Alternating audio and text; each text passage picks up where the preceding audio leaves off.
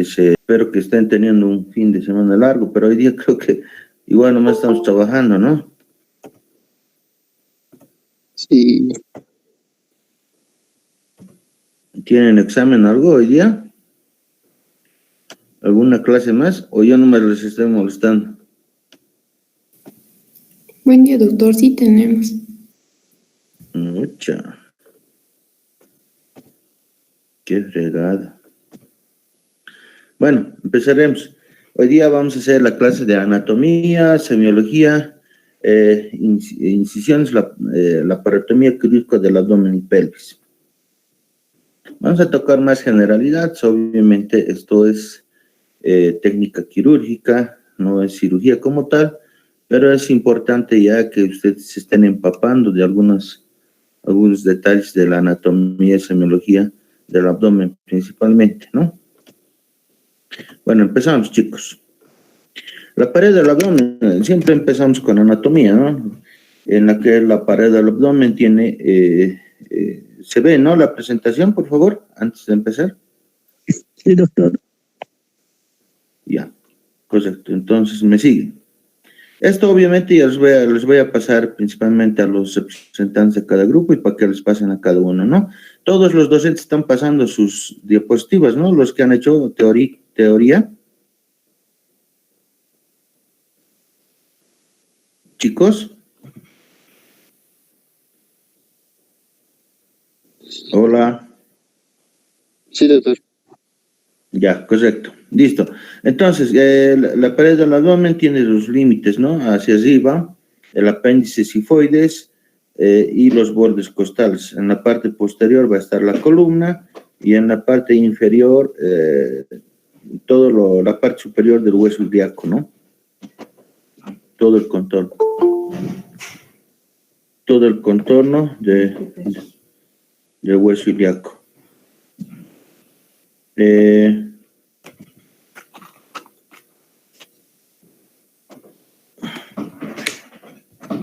Entonces, en la pared del abdomen, de afuera hacia adentro, está comprendida por la piel, el tejido celular subcutáneo, músculos y fascias profundas, fascia extraperitoneal y el peritoneo parietal. Como pueden ver en el dibujo, tenemos una representación de esto, ¿no? Piel, tejido celular subcutáneo, músculos, fascias profundas, la grasa preperitoneal y el peritoneo.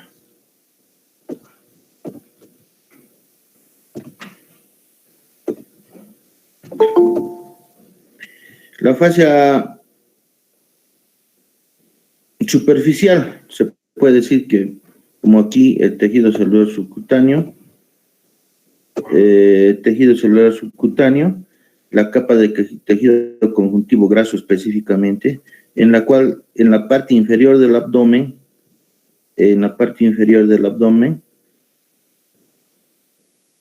se divide en dos capas, una capa gruesa que es una capa gruesa y una capa profunda que es membranosa.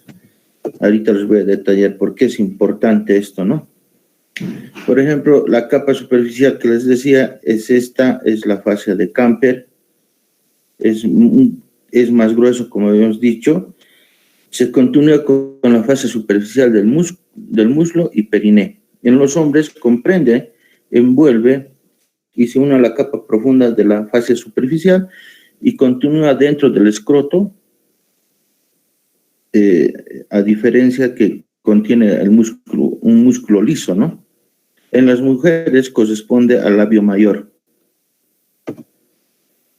La capa profunda, también llamada fascia de escarpa, se encuentra en la parte inferior por debajo del ligamento inguinal, ¿no? Este es el ligamento inguinal y se encuentra por debajo de esto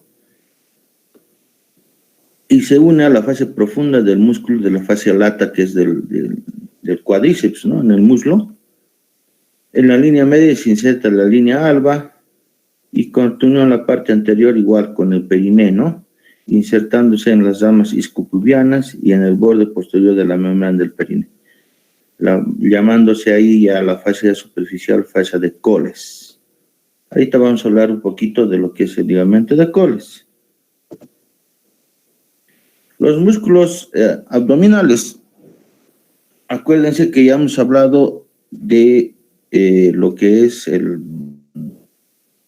la piel, tejido celular subcutáneo, en la cual están dos fases importantes, una de Scarpa y otra de Campbell, ¿no? Eso es pregunta de examen, por si acaso yo puedo preguntarles eso. Les hago referencia para que siempre tengan en cuenta, ¿no? Entonces, en los músculos, ya entrándonos en los músculos, tenemos 5 músculos en el abdomen.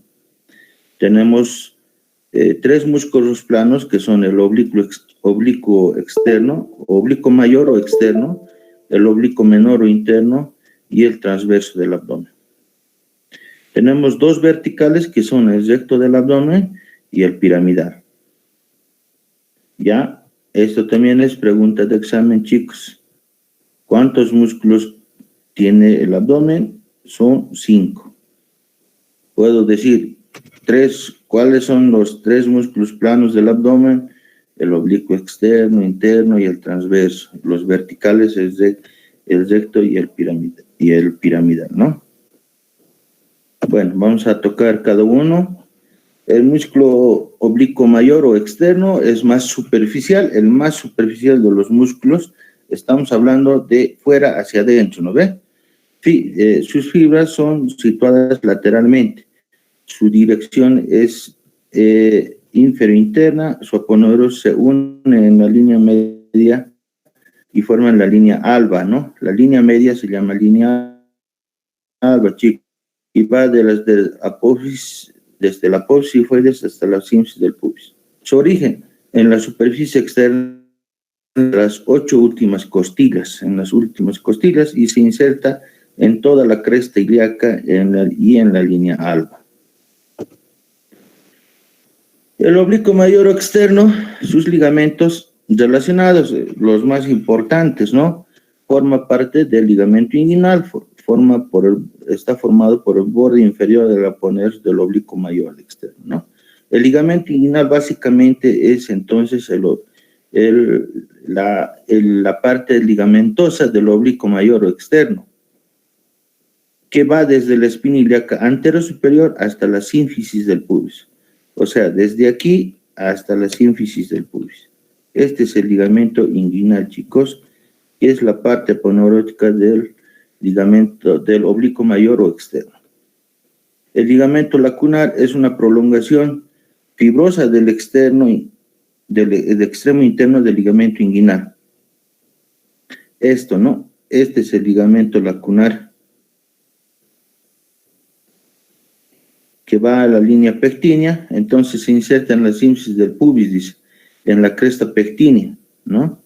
Esta es la cresta pectínea. Y otro ligamento importante es el ligamento pectíneo de Cooper. Y esta es una prolongación. Este es el ligamento más resistente que puede haber. Esto nos sirve, por ejemplo, en cirugía para hacer los puntos cuando hacemos una técnica de Liechtenstein o una fijación de la malla o una separación, una diferentes rafias que se hacen en la separación de la cerviz inguinal, el ligamento de Cooper, ¿no? Como dice, es una extensión del ligamento lacunar a lo largo de la cresta pectínea del pubis. Entonces, 3 ligamentos, no se olviden, chicos, también es pregunta de examen. ¿Cuáles son los ligamentos, digamos, relacionados al oblicuo mayor o externo? Fácil, ligamento inguinal, lacunar, ligamento pectíneo de Cooper.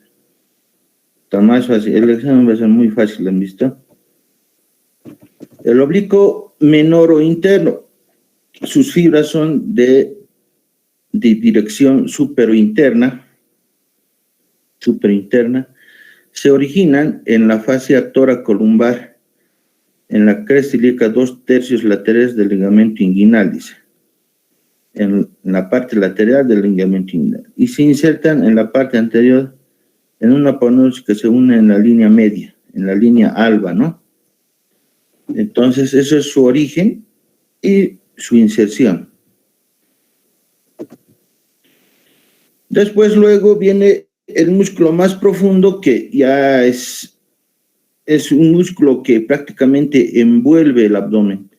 Su origen, como dice ahí, es la fascia toracolumbar, cresta ilíaca, un tercio lateral del ligamento inguinal, cartílagos costales de las 6 últimas costillas y se inserta en la aponeursis anterior en la línea alba, cresta del pubis y línea pectínea, ¿no? La función comprime el contenido del abdomen.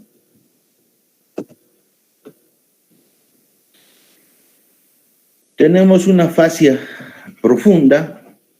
¿Se acuerdan que tenemos fascias superficiales, la de Scarpa y Camper? Aquí ya tenemos una fascia profunda.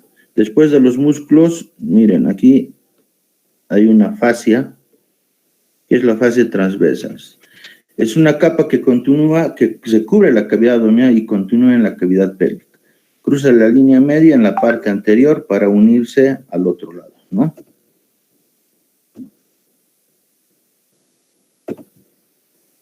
Al otro lado. En la parte posterior es continua con la fascia profunda y se inserta en la fascia toracolumbar. Abajo con la fascia pélvica y endopélvica. No vamos a adentrar mucho eso porque es una fascia que sí tiene su importancia, pero no muchas veces la vamos a poder ver en una cirugía, ¿no? El recto del abdomen. Estos ya son los músculos verticales, como hemos dicho, ¿no? Recordar, los músculos verticales son el recto del abdomen y el piramidal. Es un músculo par, 1, 2, a cada lado de la línea alba, separados por la línea alba. Lo cruzan 3 o 4 bandas fibrosas, ¿no? 3 o 4 bandas fibrosas y su origen, la cresta, tubérculo y sínfisis del pubis, o sea, abajo, ¿no? Y se insertan en los cartílagos costales de las costillas 5 a 7 y en la apófisis sifoides. Entonces, un músculo que tiene origen en la parte inferior y se inserta en el apéndice sifoides y en las quinta y séptima costilla. Su función también es comprimir el abdomen, flexiona la columna y tensa la pared del abdomen. Esos los famosos cuadraditos, ¿no? Cuando uno hace deporte. Entonces, eso es lo que tenemos. Por último, tenemos el músculo piramidal. El músculo piramidal es un músculo, no es constante. A veces las personas no tienen este músculo, ¿no? Es la forma triangular que se nota aquí. Es muy pequeño.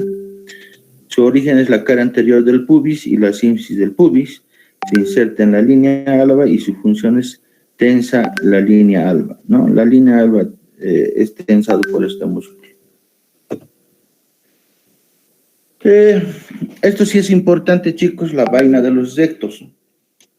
Esto es muy fácil de entender.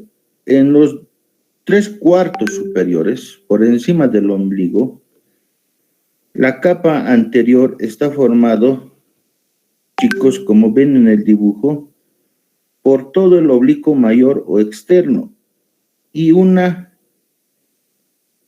o mitad de la aponeursis, como dice ahí, del oblicuo menor o interno. Y la cara posterior está por la otra mitad de la aponeursis del oblicuo menor o interno y la aponeursis del músculo transverso del abdomen. Prácticamente está envuelto, pero esto es en el tercio, en los 3/4 partes superiores, ¿no? Por encima del ombligo. ¿Ya? Eso es pregunta de examen, chicos, por si acaso.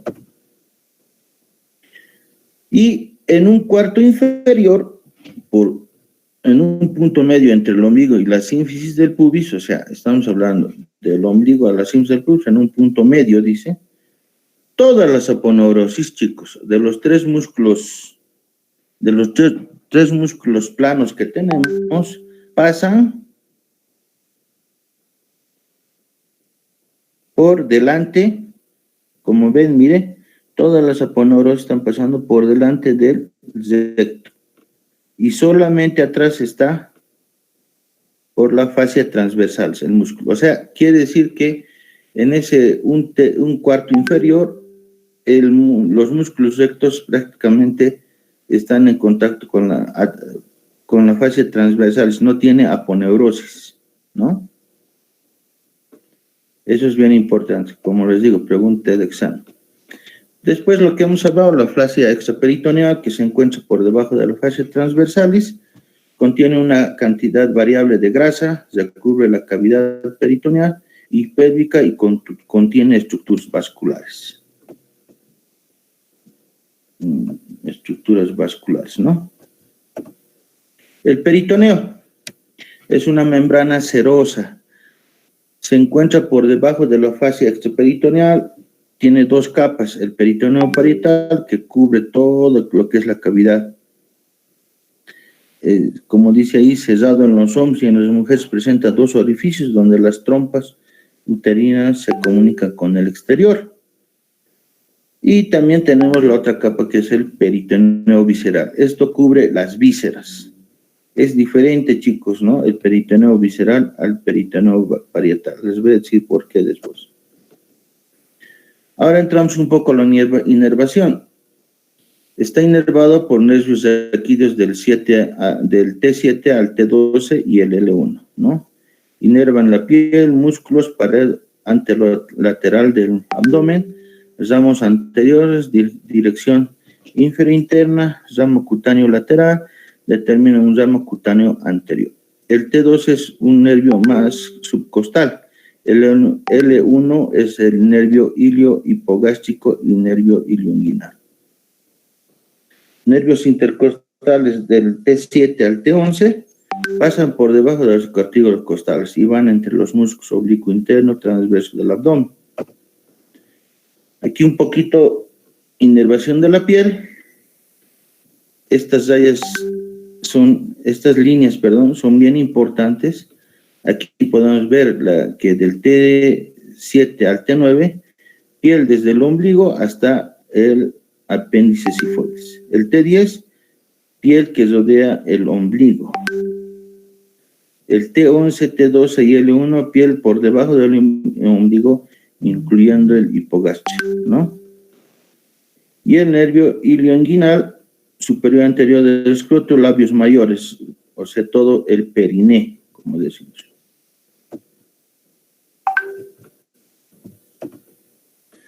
Bueno, entre las arterias y venas entre las arterias y venas que tenemos, en la superficie tenemos la porción superior del, perdón un ratito. La porción superior de la pared, en la porción superior de la pared, la arteria musculofrénica, rama terminal de la arteria mamaria interna, ¿no? Toda esta región por la mamaria interna, entonces. Porción inferior de la pared, la arteria epigástrica superficial, y porciones laterales, las laterales, la rama ilíaca superficial de la arteria femoral, ¿no? Esas son las arterias y venas. En lo profundo, eso es lo superficial que hemos dicho. La porción superior está la arteria epigástrica, igual es prácticamente la epigástrica, y la porción terminal de la pared, las arterias intercostales de la décima, undécima costilla, ¿no? La porción inferior es la arteria epigástrica inferior, medialmente, la arteria circunfleja ilíaca profunda lateralmente y ramas de la arteria ilíaca externa. El drenaje linfático, por encima del ombligo, en dirección a los nódulos linfáticos axilares. por debajo del ombligo hasta los nódulos inguinales superficiales, ¿no? En lo profundo siguen las arterias profundas, a los ganglios de las arterias, por ejemplo, los nódulos paraesternales, nódulos lumbares, los nódulos ilíacos externos, a los diferentes nódulos que son la arteria mamaria interna, aorta abdominal y la arteria ilíaca externa. Entonces, eso es un poquito del drenaje linfático, ¿no? En los cuadrantes, ya entrando un poquito a lo que es semiología, es bien importante determinar el abdomen propiamente dicho, visto de afuera, en lo cual usamos cuadrantes y usamos también regiones. Tenemos 9 regiones y 4 cuadrantes. El cuadrante superior derecho, cuadrante superior izquierdo, el inferior derecho, el inferior izquierdo. Y en nuestras regiones tenemos la región epigástrica, mesogástrica, hipogástrica. A los laterales, hipocondrio derecho, flanco o vacío derecho, fosa ilíaca derecha. El hipocondrio izquierdo, flanco o vacío izquierdo y la fosa ilíaca izquierda.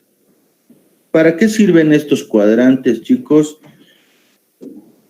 Anatómicamente nos sirve para determinar qué órganos podrían encontrarse en esa región. Por ejemplo, en la región epigástrica se encuentra principalmente el estómago. En la mesogástrica, el intestino delgado. En la hipogástrica se encuentra ¿qué? La vejiga, por ejemplo. En las mujeres el útero, todo eso, ¿no? En el hipocondrio derecho, por ejemplo, se encuentra el hígado y también la vesícula biliar. Por ejemplo. El hipocondrio izquierdo se encuentra el vaso, por ejemplo, ¿no? Son referencias anatómicas. En los flancos generalmente se encuentran el intestino y el colon, ¿no? Tanto colon ascendente, colon descendente en el izquierdo. Fosa ilíaca derecha se encuentra el ciego, el apéndice. También en las mujeres se pueden encontrar los ovarios, trompas. Lo mismo en la fosa ilíaca izquierda. Ya no va a haber apéndice, ¿no? Es el colon descendente. Y se encuentran también trompas o ovarios en las mujeres. Entonces nos sirve estos cuadrantes, estas regiones, para determinar la posibilidad de ubicación de algún órgano importante en alguna patología, como ahorita vamos a dar algunos ejemplos, ¿no? Por ejemplo, mire, aquí, como les decía, dolor de vesícula biliar y vías biliares, por ejemplo, en el hipocondrio derecho, ¿no? Características, aparición luego de comidas, en el hipocondrio derecho, tras el ángulo inferior de la escápula, dice. Tipo, puede ser crónico, una colitis crónica, aguda, colitis aguda por litiasis, ¿no? Características, vómito, ictericia, fiebre. Para que vean más o menos cómo nos podemos ubicar con estas regiones según la patología que tengamos con el paciente, ¿no? En este caso estamos pensando en una colitis crónica o aguda, dependiendo del caso. Eso vamos a verlo más adelante. Por ejemplo, en el epigastrio está la úlcera abdominal o úlcera gástrica, con sus diferentes características, ¿no? Dolor, vacío, ardor, hambre dolorosa, como dicen aquí, 2 a 4 horas, alivio con comidas y antiácidos, son características, chicos, ¿no? Del dolor. ¿Dónde te duele? Aquí en la boca del estómago, dicen. Entonces es el epigastrio para nosotros, obviamente. Entonces ustedes tienen que correlacionar todas estas sintomatologías que hay con el punto del dolor o con la región del dolor y podemos ya determinar. Por eso existe el síndrome úlcero-peptídico, ¿no ve? Síndrome úlcero-peptídico. Entonces ya podemos estar teniendo un diagnóstico, ¿entienden? Más adelante obviamente vamos a tocar esos temas. Por ejemplo, aquí, como les había dicho, en los flancos están enfermedades de intestino delgado, como ser por oclusión, puede haber un hiperperistaltismo, todo eso, ¿no? Y en los laterales el dolor de colon, ¿no? lo que generalmente llamamos ese dolor de flato, si alguna vez han escuchado o les ha pasado, generalmente a los guaranos nos pasa. Son paroxismos dolorosos disminuidos, es como un dolor oclusivo, como si estuviera tapado, ¿no? Como si estuviéramos estreñidos. Entonces, si nos duele el costado, podemos determinar que más o menos es una patología de esas, ¿no? Son ejemplos grandes, a grosso modo, para que no se confundan, chicos, solamente para correlación. Pero hay dolores que no solamente se ubican en una región donde se encuentra. Por ejemplo, la apendicitis, el apéndice generalmente se encuentra en la fosa ilíaca derecha, ¿no? De todos, ya sea de mujeres, varones. Pero tenemos la cronología de Murphy, la famosa cronología de Murphy. Entonces ahí tenemos, por ejemplo, que empieza en el epigastrio, va hacia el ombligo y luego se ubica en la fosa ilíaca derecha, ¿no? Entonces esa es la cronología que deberíamos saber. Entonces obviamente les vamos a decir por qué pasa en el tema de apendicitis, ¿no? Pero ya más o menos haciéndolos conocer con anticipación.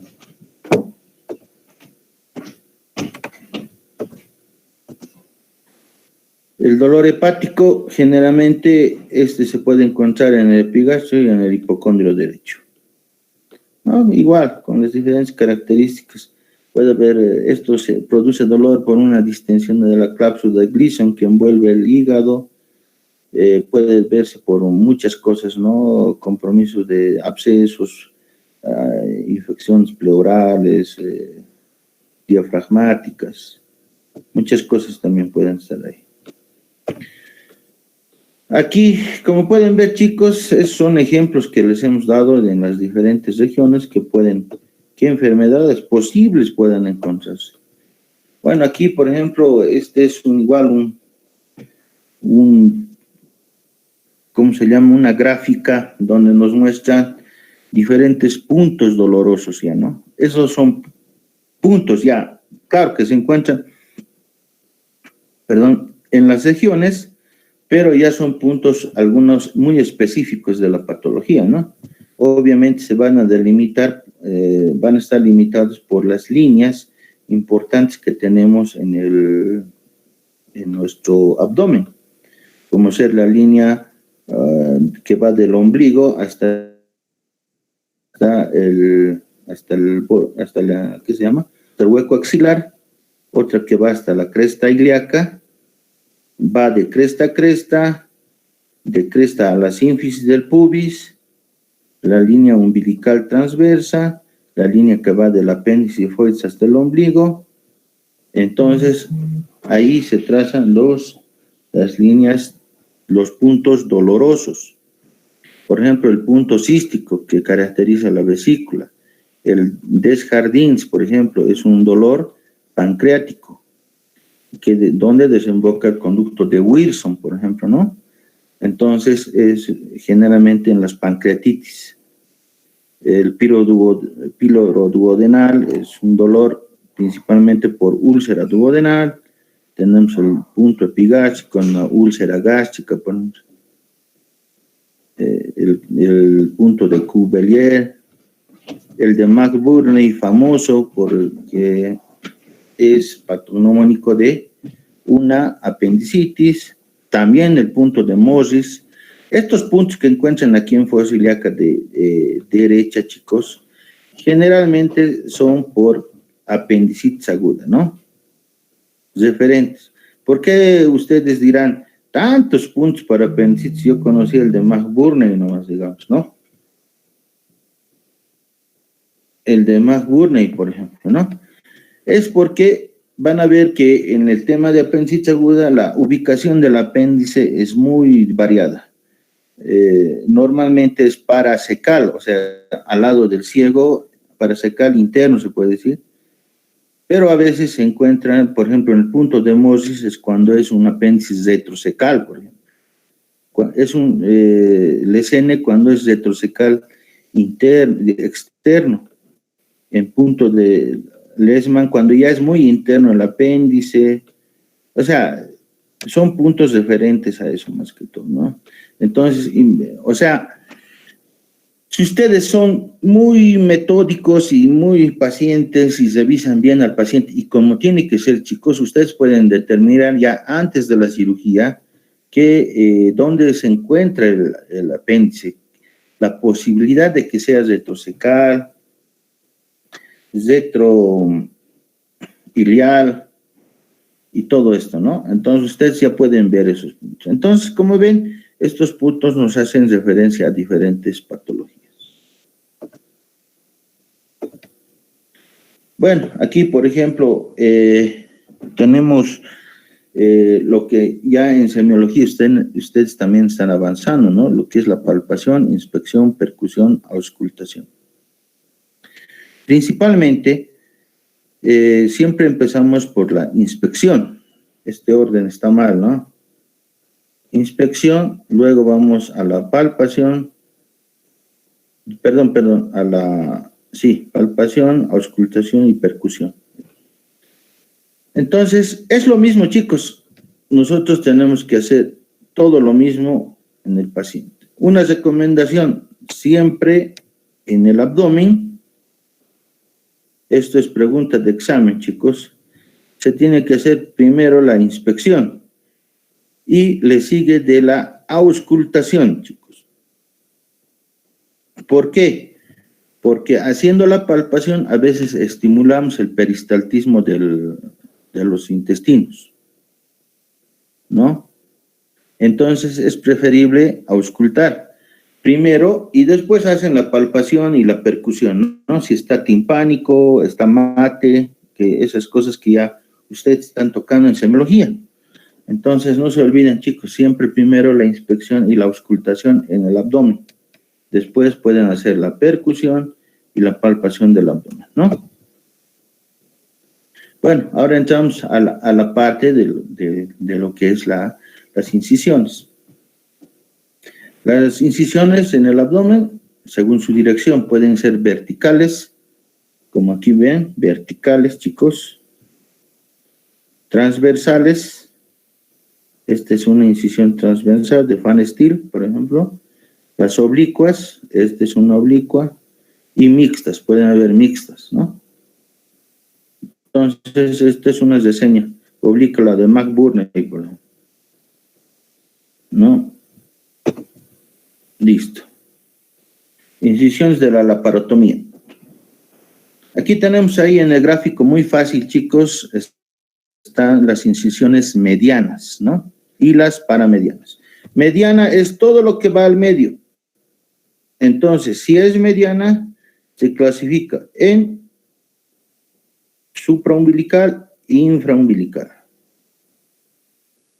¿no?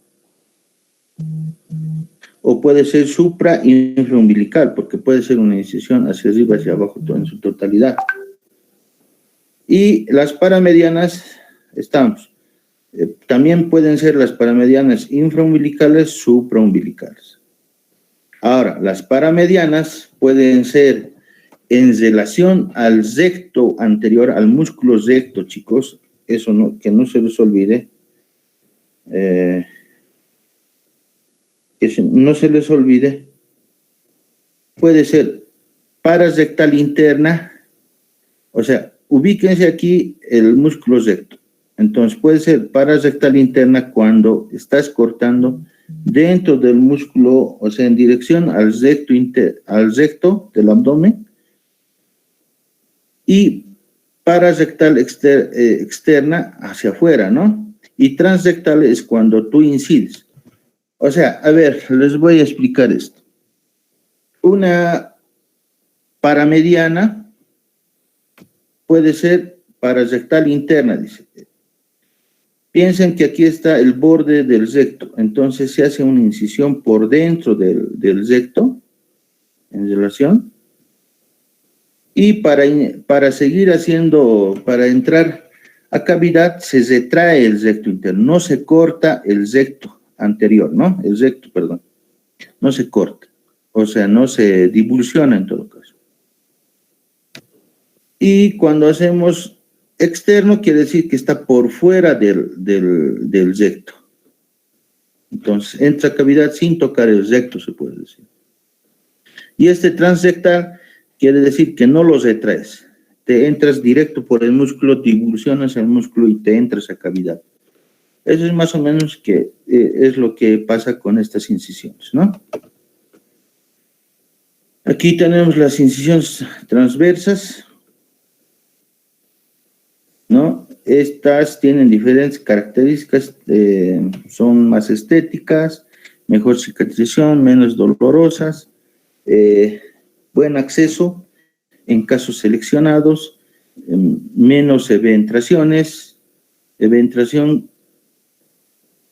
menos posibilidad de lesión nerviosa, ¿no? Pero también tiene sus cosas malas. Por ejemplo, no se puede extender mucho, tiene limitaciones, es para procesos patológicos específicos. O sea, ¿qué quiere decir? Que tú ya tienes el diagnóstico, por ejemplo, estás seguro que es un apéndice, por ejemplo, ¿no? Entonces eso. Su acceso es un poco más laborioso, obviamente, que sea más delicado en esto. Y a veces, como entras por los músculos, se produce mayor sangrado.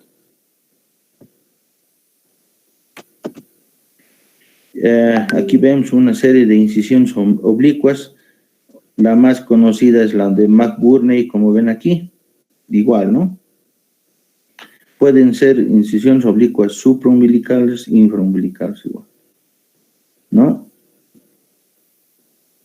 Entonces, esas son las oblicuas y, bueno, aquí tenemos las incisiones mixtas, chicos.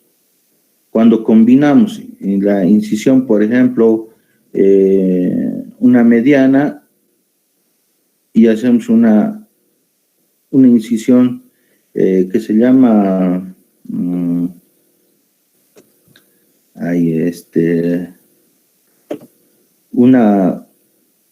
pues que se llama una transversa, ¿entienden? Miren, una transversa con una mediana, ¿no?